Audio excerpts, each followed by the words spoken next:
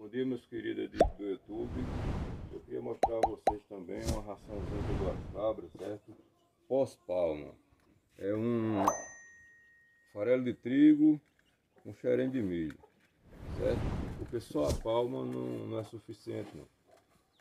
Por isso, canto aqui já tá ficando seco, certo? Eu dou uma molhadinha, boto um sal,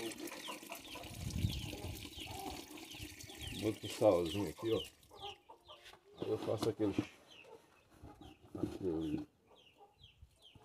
farofa, né? Isso aqui é uma raçãozinha pós-palma, né? Para elas ficar mais forte e não enfraquecer. Pronto, eu vou botar ali nos coxinhos dela, certo?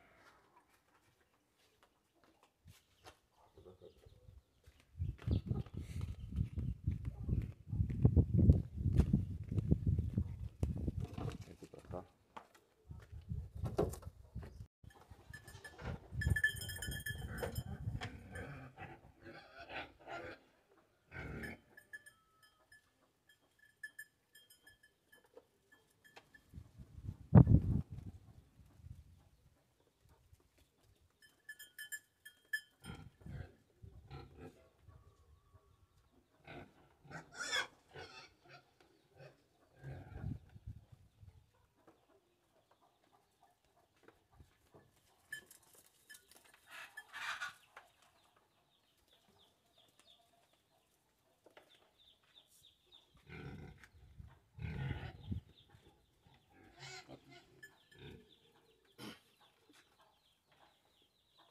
Olha aí como elas comem, né?